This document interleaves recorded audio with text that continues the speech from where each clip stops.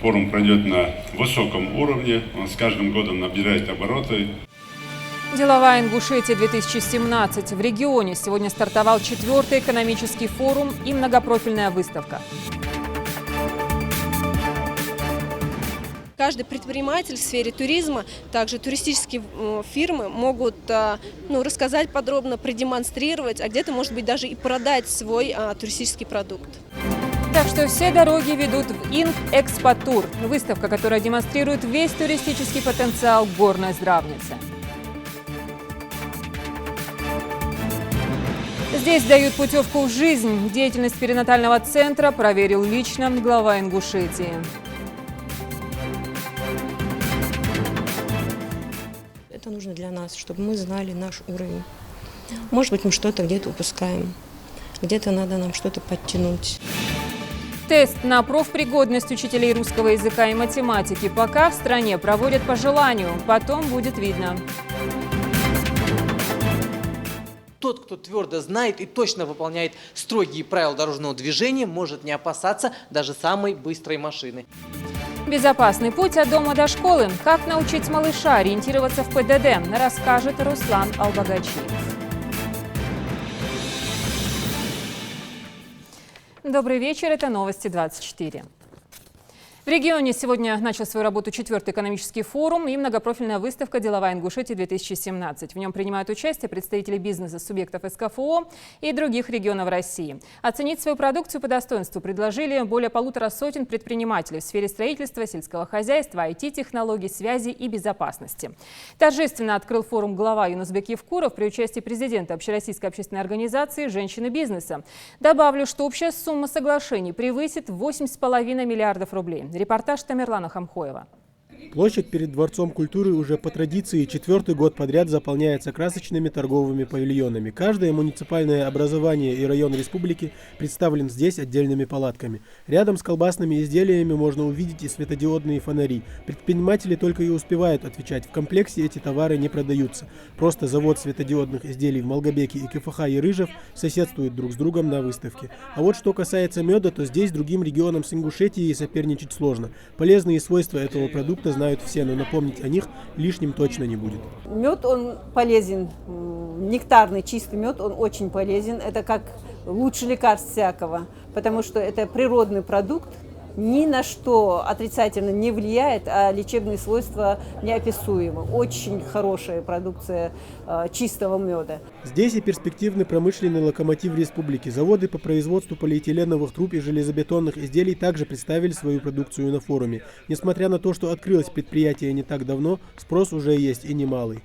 Завод выпускает полиэтиленовые трубы для газа и водоснабжения от 16 до 630 диаметра. Продукция востребована по всему Кавказу, по югу России. Также наша продукция уходит и в Сибирь по железной дороге. Ежегодный региональный экономический форум «Деловая Ингушетия» – это площадка, где предприниматели могут не только представить свои товары и услуги широкой публике, но и завязать полезные знакомства, набраться опыта у коллег и заключить соглашение о сотрудничестве. Первым берет слово глава Ингушетии, он же и открывает форум. Юнусбек Евкуров отметил значимость форума для нашего региона, учитывая потенциал во всех отраслях экономики. Я хочу сердечно приветствовать в первую очередь наших гостей и те, которые приехали, руководители из Москвы, с федерального центра, и особенно наших гостей, которые приехали сюда, предприниматели, которые приехали с регионов России. Форум приурочен к нашему юбилею, празднику республики, 25-летию республики. И уверен, что форум пройдет на высоком уровне, он с каждым годом набирает обороты, с каждым годом и масштаб представленных товаров, проектов впечатляет. И, конечно, мы уже можем в этом году делать определенную оценку, выводы, подвести итоги наших предыдущих и сегодняшнего форума. Председатель парламента республики в свою очередь пожелал удачи предпринимателям в реализации проектов и заключения взаимовыгодных соглашений. Год 25-летия нашей республики для нас это тоже хороший подарок. Я бы хотел поблагодарить всех предпринимателей, которые приехали из других регионов к нам в республику. Спасибо. Я думаю, что ваша поездка мы будем считать удавшейся, потому что будут заключены контракты. В числе гостей форума сегодня и заместитель директора Агентства стратегических инициатив Ольга Левицкая также отметила, что за годы проведения форума Ингушетия успела стать площадкой не только для возможностей внутренней реализации товаров, но и экспорта в другие регионы. Я рада приветствовать вас на этом форуме. Агентство очень благодарит за высокую оценку деятельности нашей по оценке инвестиционного климата. У вас очень красивый край. За последние 3 года я прочитала, что в 3 раза вырос туристический поток, и мне кажется, это то направление, которое обеспечит процветание республики, и желаю вам удачи на этом пути. Спасибо большое.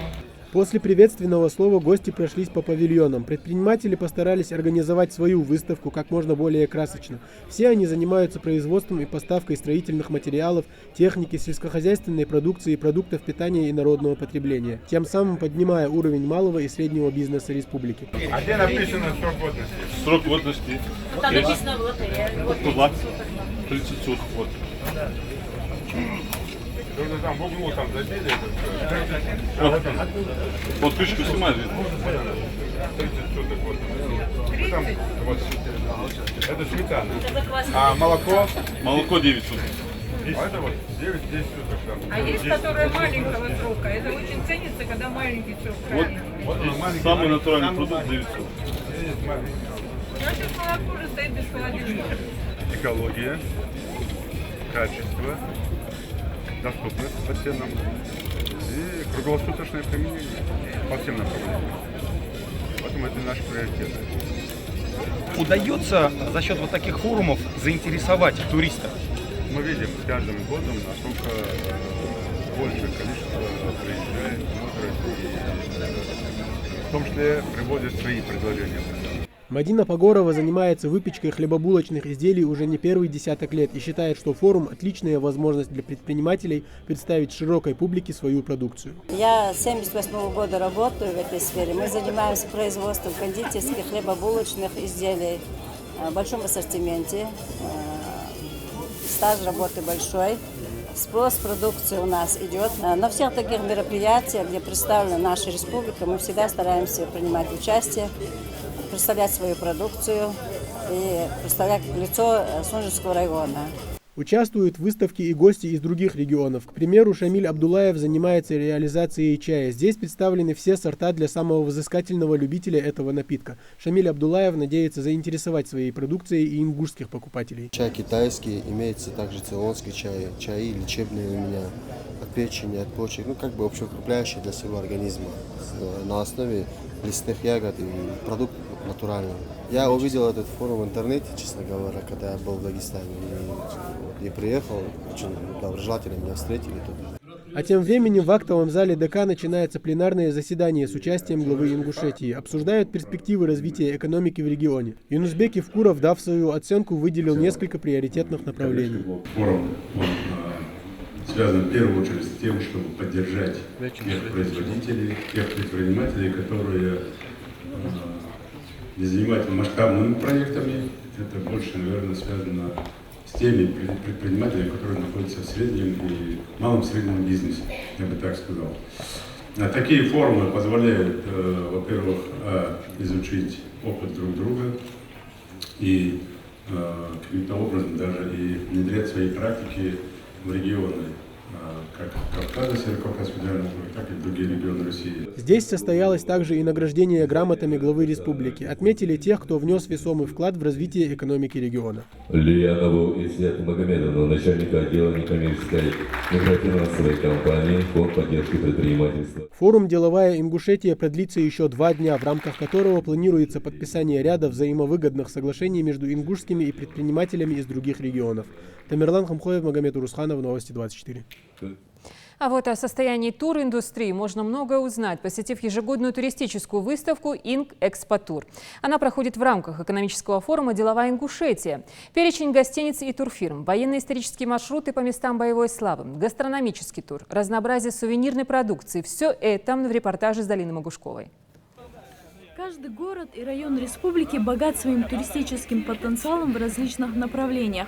В выставке участвуют музеи, картинные галереи, предприятия сувенирной продукции, производители изделий традиционных народных промыслов, а также гостиницы и турфирмы. Всесезонный курорт Арымхи демонстрирует гостям выставки прокатный инвентарь. Например, в курорте всего за 1000 рублей можно арендовать полный комплект лыжного снаряжения и кататься весь день.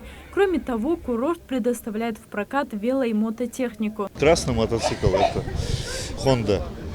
Он сдается в аренду только людям, у которого есть права на мототехнику и стаж более 6 лет. Что касается Ирбиса, там стаж 2 года, тоже права. Также мототехника.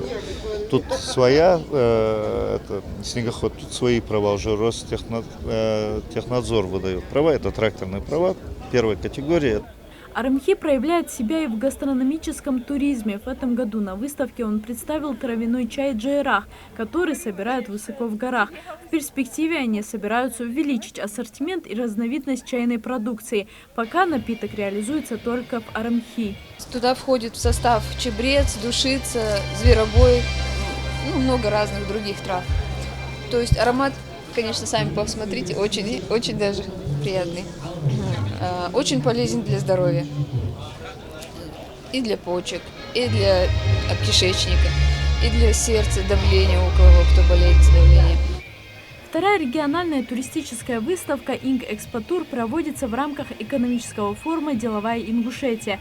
Ярмарка проводится с целью информирования жителей и гостей республики о состоянии туристической индустрии, показа перспективных направлений и возможностей в плане оздоровления и активного отдыха населения. Кроме того, это возможность активировать деятельность предприятий по развитию внутреннего и въездного туризма. Нам необходимо именно на территории Республики Ингушетия понять, что мы можем показать и что мы можем рассказать нашим туристам и гостям, приезжающим в республику. То есть это такая площадка делового общения, где каждый предприниматель в сфере туризма, также туристические фирмы могут рассказать подробно, продемонстрировать, а где-то, может быть, даже и продать свой туристический продукт. Художник Багаудин Сагов демонстрирует на выставке работу своих учеников, которые представляют Сунжинскую декоративно-художественную школу. Глину для своих барельефных картин и скульптур привозят из Галашки. И такая необычная продукция не остается без внимания посетителей выставки. Ведь Инг Экспотур – это площадка для привлечения инвесторов и интересных деловых предложений. Подходят, спрашивают. Мне даже предлагали это в лечебном корпусе, в Джайрахском корпусе, селок. Вот там готовы выделить мне помещение, небольшой уголок, где я бы это выставлял бы. Каждая этой работы отдельный автор, да, дети. Вот если они с ихнего разрешения, я могу их продать. От продажи это будет в их карман, но и в семейный их бюджет. Это для них тоже какой-то интерес будет дальше учиться. Инг Экспотур – это еще и возможность для презентации новых туристических маршрутов. К примеру, в павильоне Малгобека региональное поисковое движение представляет 2 военно-исторических маршрута по местам боевой славы. Однако большой интерес вызывает сама деятельность поискового движения. Вступить в ряды исследователей изъявляют желание многие. Их привлекают артефакты времен Великой Отечественной войны – результат 7-летнего труда поисковиков. Судя вот по этому штык-ножу, да, можно судить интенсивность огня. То есть вот по одному он был ножно, вот мы его заварили с одной стороны, вот видите, просто приложили, заварили. В один нож попали 3 выстрела, видите. То есть по ней или там вот по этой же кружке можно судить, какая там интенсивность огня была, какой жаркий бой шел. То есть, если сказать, за 4 месяца боевых действий, если умерло 120 тысяч человек, то можно понять, насколько сильно было противостояние. Туристическая отрасль в регионе одна из наиболее динамично развивающихся. В региональном туристическом ведомстве отмечают, важным становится не просто наращивать турпоток, а повышать уровень оказываемых услуг, чтобы увеличить время пребывания и интерес туристов к региону. Залина Магушкова, Хаваш Гойгов, Новости 24. Янузбек Евкуров проверил деятельность перинатального центра. По словам главного врача, все отделения медучреждения функционируют в полном объеме. Продолжается работа по подготовке профессиональных кадров. Руководитель субъекта обошел несколько этажей центра, осмотрел палаты, комнаты отдыха и пообщался с пациентками, которые, стоит отметить, выразили признательность врачам и медперсоналу за профессионализм и чуткое отношение к ним и их малышам.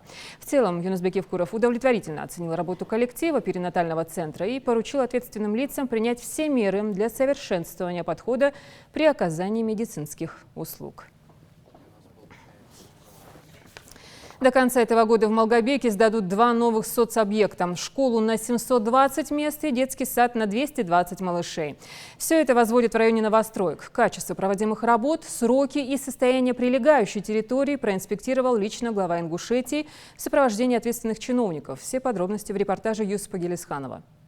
При посещении школы на 720 мест в районе новостроек Малгобека глава интересовался состоянием дел на объекте, темпов строительства, есть ли проблемы, мешающие завершить работы в установленные сроки. Строительство школы начато в конце лета и должно быть завершено к концу текущего года. Как таковых отставаний от графика отмечено не было, но тем не менее Янузбек Евкуров рекомендовал увеличить количество рабочих на объекте. Он обратил внимание на то, что в дальнейшем погодные условия на это могут негативно повлиять, и пока нет дождей, глава считает целесообразным ускорение темпов ведения работ. Какие проблемы здесь? Деньги вам дают? Да. Так надо нарастить здесь людей. Должны быть там 200, 40 человек, 50 человек, 100 человек, 200 человек. Далее руководитель региона побывал на месте строительства детского сада на 220 мест.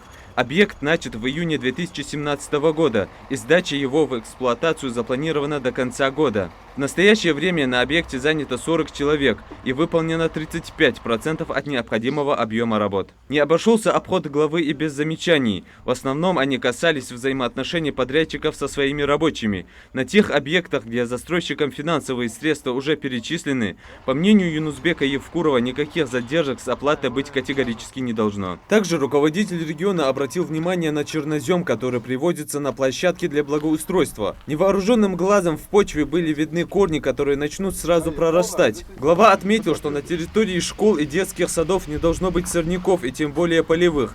Дети на улице должны дышать чистым, обогащенным кислородом воздухом. Я ты же знаешь это прекрасно. Во-первых, дошла, вам кто разрешил так делать? Верхний слой чернозема убил, газон так убил. Зачем? Верхний слой или колор хатмуляли, олдаш. Сандуайер. Ну, хабеш ходишь, хоть сам бы был. Чуть позже итоги посещения строительных площадок руководитель региона подвел на совещании, которое состоялось в штабе дирекции по строительству микрорайонов на 110 гектаров. Глава поручил правительству проверить деятельность всех фирм генеральных подрядчиков и определить ответственных лиц. Он отметил, что необходимо с людьми своевременно рассчитываться, если они выполняют свою работу вовремя и качественно. Также он поручил разработать алгоритм действий для оперативного оформления документов. Юсуп Гелисханов, Хусен Гагиев, Новости 24. А вправе ли он учить? Профессиональный уровень педагогов теперь проверяют путем апробации новой модели оценки знаний и умений. Начали с преподавателей русского языка и математики. Участие в подобного рода тесте принимают 300 ингушских учителей. Таким образом, Рособорнадзор подготовит рекомендации для институтов повышения квалификации преподавателей. Лейла Гайсанова обо всем подробно. Почему именно русский язык и математика – это 2 самых важных предмета в школе, и единый госэкзамен по ним обязателен? Как показывает статистика, двоек на ЕГЭ получают все меньше выпускников. Но ситуация с устной речью, элементарной математической грамотностью не на должном уровне. Некоторые учителя подтягивают уровень знаний детей на тестах, но хорошо ли они преподают свой предмет? Апробация должна показать, знают ли русский язык и математику на отлично сами педагоги. Это работа не только сегодняшнего дня, этих 3-4 часов. Ну и в дальнейшем педагогам будет предложена анкета после того, как они выполнят эту работу, которая будет изучена, проанализирована, и на основе всей этой работы в дальнейшем будет рассматриваться вопрос о целесообразности, о необходимости, о внесении изменений, дополнений в порядок проведения аттестации педагогов. Тест дается по желанию учителей. Анкеты заполнялись заранее. Каждый бланк на столе именной. Все так же строго, как на едином госэкзамене. Камеры видеонаблюдения, никаких телефонов и заданий узнают прямо перед началом тестирования. Диагностическая работа состоит из 2 частей. В первой задание, оценивающие знания учителя, насколько хорошо он владеет своим предметом. Вторая часть – профессиональная задача. Здесь выявляет, как учитель владеет методикой преподавания предмета. Это нужно для нас, чтобы мы знали наш уровень. Может быть, мы что-то где-то упускаем, где-то надо нам что-то подтянуть, где-то пройти профессиональную переподготовку. Поэтому это нужно нам прежде всего. Всю первую, вторую, третью часть я сделала. Не знаю, насколько это правильно, насколько нет. Посмотрим, что скажут эксперты. Увольнять учителей с работы и раздавать выговоры за плохое преподавание никто не станет.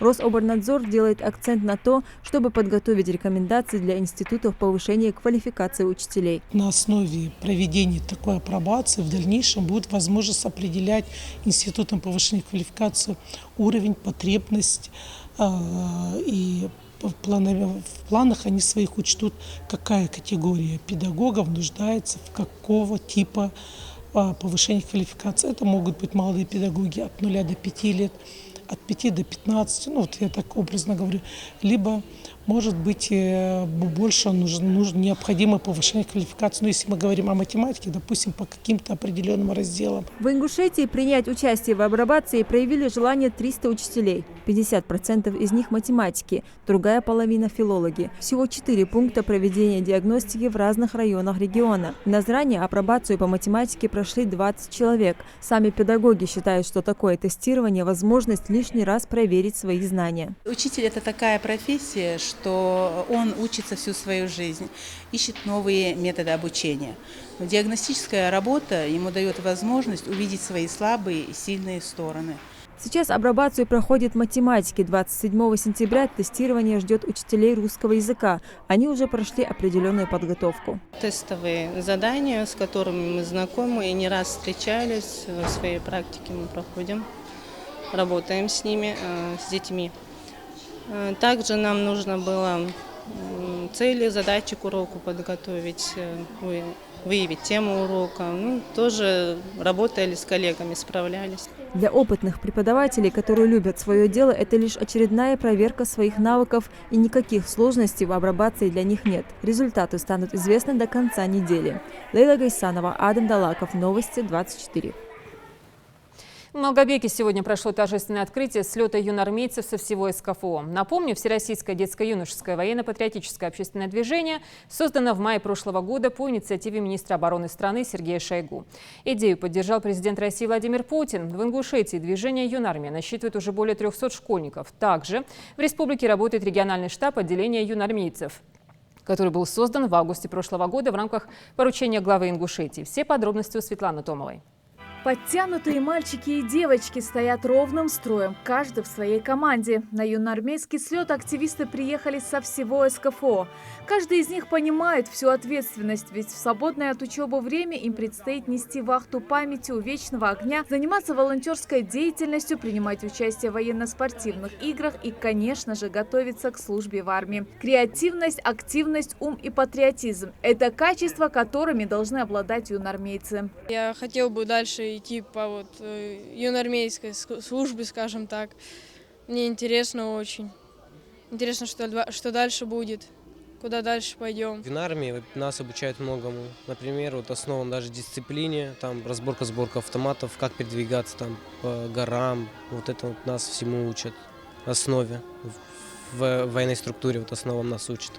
Юнармия создана для тех ребят, кто любит Россию и готов активно помогать ей стать лучше, кому не безразлично, какой будет наша страна через десятки лет. Главная задача и цель движения – подготовка школьников к защите своего отечества, когда это будет нужно. Как показывает практика, девочки порой бывают активнее ребят. К примеру, Марьям и Евгения свое будущее видят только в военном деле и знают точно, почему вступили в ряды юнармии. Я вижу себя успешным офицером, и я хочу получить много наград, даже звание Героя Российской Федерации, если получится.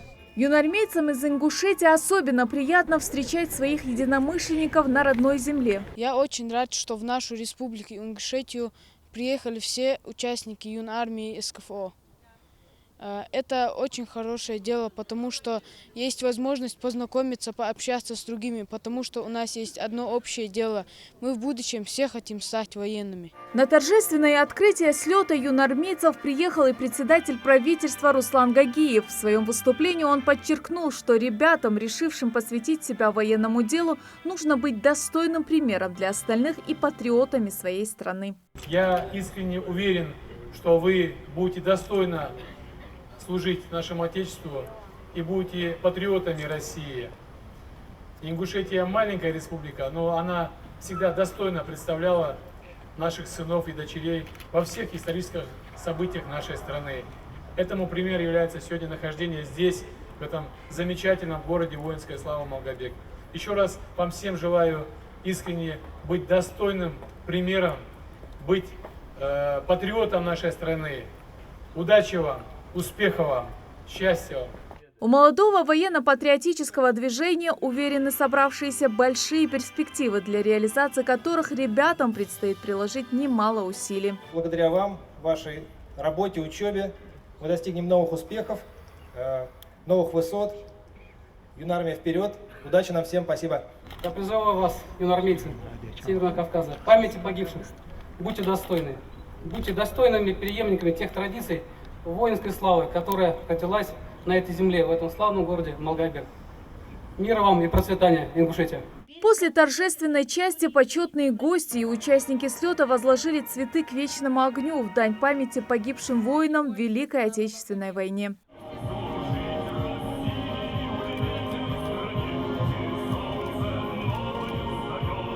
Ингушетия признана единственным официальным штабом юнармии в СКФО. Это связано с динамикой развития юнармейского движения в республике. Каждый отличившийся юнармеец будет иметь определенные свои бонусы при поступлении в военную академию, наилучшие ряды армии, так скажем.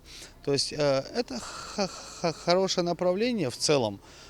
И наша молодежь, как никакая другая молодежь других регионов, в целом и в России, с интересом относится именно к этому направлению, потому что это военное направление. Это первые всероссийские, можно сказать, сборы именно. То есть мы сегодня подготавливаем и психологически, и физически именно командный состав, именно командиров, именно лидеров. То есть это самые-самые лучшие сегодня. То, что они проходят у нас в Ингушетии, то, что это первый федеральный округ Северокавказский, который на этот эксперимент пошел, и то, что наш глава это все поддержал, именно мы сегодня являемся, как бы это сказать, именно первопроходцами, то это для нас очень символично. Слет юнармейцев продлится еще 2 дня, в завершении которого 1000 ребят будут посвящены в ряды ингушских юнармейцев. Светлана Томова, Адам Далаков, Новости 24.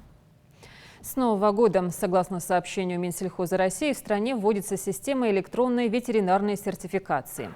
Оформление заявок и выдача ветеринарных сопроводительных документов на продукцию животного происхождения будет осуществляться исключительно в электронной форме. В региональном управлении Россельхознадзора доводят до сведения фермеров и предпринимателей о необходимости создания условий ветеринарным специалистам для оформления заявок. Управление Россельхознадзора доводит до сведения хозяйствующих субъектов о необходимости регистрации в информационных системах Цербер и Веста.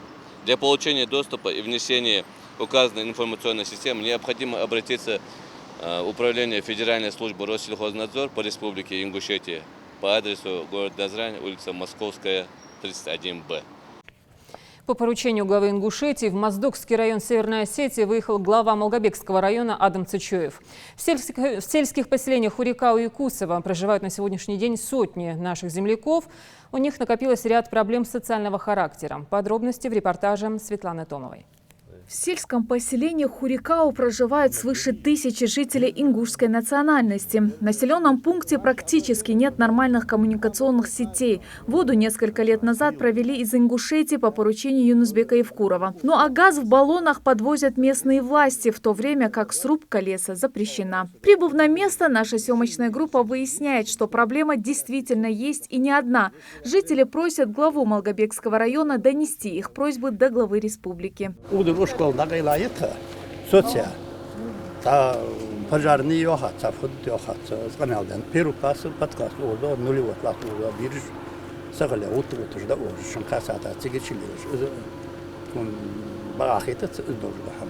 Чтобы добраться детям до соседнего сельского поселения Кусово, где и располагается самая ближайшая школа, приходится преодолевать путь в 5 километров. А старому учебному заведению свыше 50 лет. Она находится в аварийном состоянии, и лицензии у нее нет. В начальных классах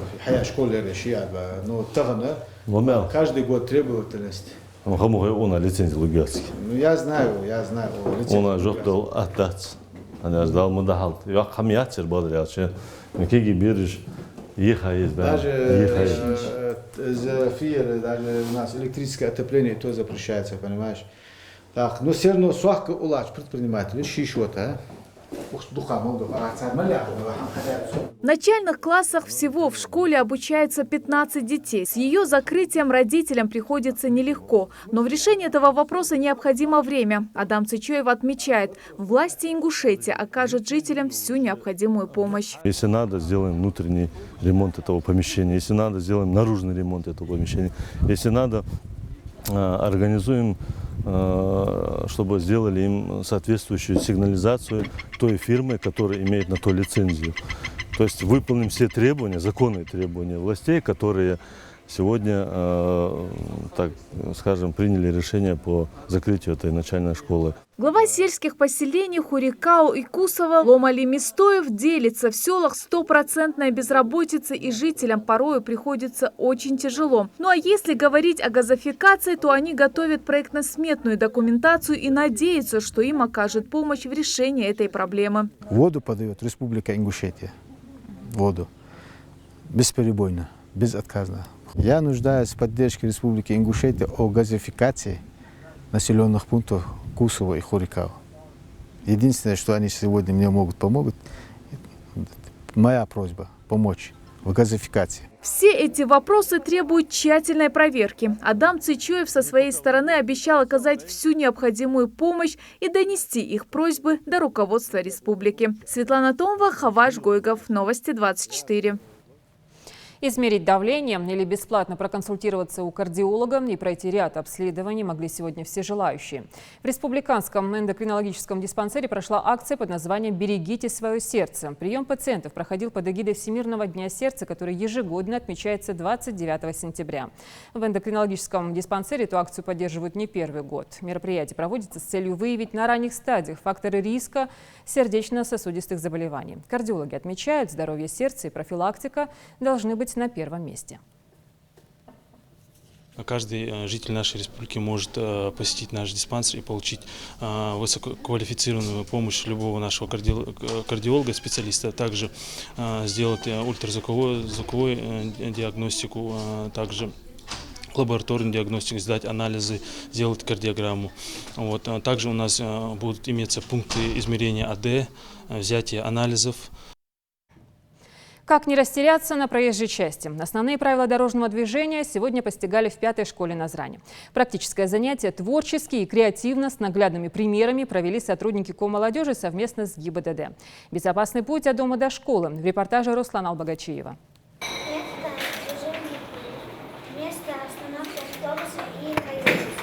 Сложные термины простыми словами и с яркими картинками в руках. Так сотрудники Коммолодежи совместно с инспекторами ГИБДД объясняют малышам правила дорожного движения. С 1 сентября каждодневный маршрут у детей снова изменился. Дом, школа, дом. Он прежде всего должен быть безопасным. Гости урока разъясняют учащимся основные правила поведения на дороге, которые они должны знать на зубок и строго соблюдать.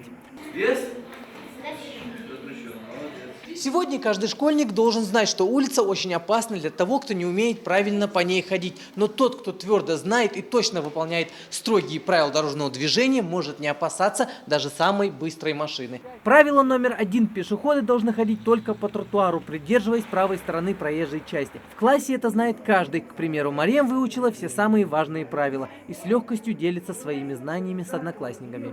Сегодня на уроке мы сделали вот такой пешеходный знак, который обозначает: переходи дорогу только по пешеходному переходу и на зеленый свет, а то если пойдешь на красный свет, то тебя сбьет машина. Цель мероприятия – снижение числа ДТП с участием детей. Внеклассный урок «Безопасный путь от дома до школы» под таким названием проходит эта акция. Помню, в детстве нам вот в школе такую акцию проводили. И что мне тогда еще запомнилось, когда я перехожу дорогу, смотри сначала налево, потом смотри направо. Я вообще думал сначала, почему именно так, почему сначала не направо, потом налево. А это, оказывается, делается для того, чтобы на одностороннем движении, когда ты переходишь сначала, машина идет слева направо.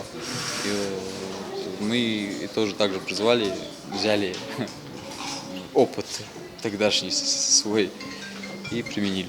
Многие школы в городе расположены рядом с проезжей частью, и главная задача, причем не только учителей, но и родителей, научить детей соблюдать правила дорожного движения с самых малых лет. На одной из главных улиц города располагается и эта 5-я школа. Большой поток машин, особенно в утренний час пик, здесь постоянное явление. У нас в классе был случай, несчастный случай. Ребенок в неположенном месте перешел дорогу, получил травмы. Машина сбила ребенка, но водитель добропорядочно оказался, хотя он и сбил ребенка, он отвез его в больницу. Травмы были не очень сложные, но детям это послужило хорошим примером. Для школьников провели также викторину на знание правил дорожного движения, а дети, в свою очередь, написали родителям письма с призывом соблюдать правила на дорогах. Я написал папе письмо, чтобы он соблюдал дорожные знаки. Я хочу, чтобы мой папа перед дорогой пристегнулся, соблюдал дорожные знаки и правила, и чтобы он по дороге себя берег. А ты сам соблюдаешь правила? Шамиль Ильясов письмо написал своему папе. В своем обращении школьник просит отца больше не нарушать и не подавать плохой пример ему. Мой папа, когда едет на работу, часто разговаривает по телефону. И я написал ему письмо, чтобы он не разговаривал за рулем.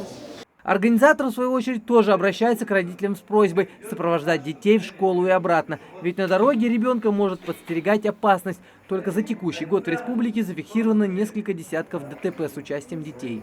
20 человек, у которых 20 несовершеннолетних погибло, и 20 получили ранения различной степени тяжести. Основные нарушения правил дорожного движения это является езда на проезжей части, управлением велосипедом на проезжей части и переход проезжей части в зоне отсутствия пешеходов перехода, то есть на половинном месте. Урок показал, к новому учебному году школьники полностью готовы. Полезные советы получили, правила еще раз повторили и даже готовы сами их напоминать родителям. Руслан Албогачиев, Магомед Дидигов, Новости 24. Сегодня вступили в силу поправки к закону об ОСАГО, устанавливающие новые правила обращения в страховую компанию при ДТП с участием более 2 автомобилей. Теперь система прямого возмещения убытков, когда потерпевший обращается за возмещением в страховую компанию, с которой заключал договор ОСАГО, действует в отношении массовых ДТП. То есть в этих случаях потерпевшие теперь обязаны обращаться в свою страховую компанию. Это правило действует, когда не причинен вред здоровью или жизни людей или иному имуществу, кроме автомобилей участников ДТП. Страховщик выплачивает потерпевшему денежные средства или производит ремонт, а затем обращается к страховщику причинителя вреда, чтобы тот компенсировал эти расходы. Кроме того, прямое возмещение убытков возможно только в том случае, если у всех участников ДТП есть полисы ОСАГО. О важности сохранения традиций и обычаев нашего народа говорили на встрече в Доме культуры селения Сагапши. Там по инициативе депутатов местного совета накануне прошло мероприятие по сохранению морально-нравственных устоев ингушского этноса. Ценные наставления подрастающему поколению дали старейшины села. В современное время, когда богатству ингушских традиций в нашем обществе уделяется все меньше внимания, очень важно укрепить и сохранить знания адатов у молодежи, чтобы подрастающее поколение не забывало свою культуру. Старейшины села Сагапши на примере свадебного торжества показывают всю красоту обычаев и культуры народа. Этот обряд выбран не случайно, ведь именно семья – это начало всех традиций и ценностей ингушского народа.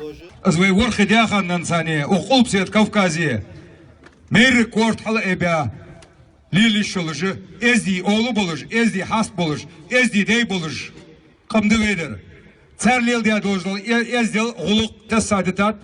Патриотизм, религиозные ценности и войнавские адаты. На трех этих постулатах опираются старейшины в своей беседе с молодежью. Так строится важный урок духовно-нравственного воспитания подрастающего поколения. А насколько хорошо наша молодежь знает свою культуру, историю и язык, проверяют викториной. С заданием справляются немногие, но те, кто отличился, ждут приятные подарки. Молодым людям вручают кинжалы, а девушкам золотые броши в виде солярного знака. Дозуцун хохош, лирим болуш ысхалыра, омержой османа, хошо, нисталыра, велшидо, шалткалырвей, ирзолш возле долта. Без подарка не осталась и невеста. С теплыми словами и пожеланиями счастливой семейной жизни также преподнесли подарок. Яри, он техи яжош, ал яктыгош, техи, окаман яхлариш, хозгулук эздер лахтылаттыш. Цен техи шица йолыш енер хэлди нускул. Как известно, ни одна ингушская свадьба не проходит без пожеланий родственников ловцбахтар. Вот и сегодня старейшины и все присутствующие поздравили невесту с новым этапом ее жизни.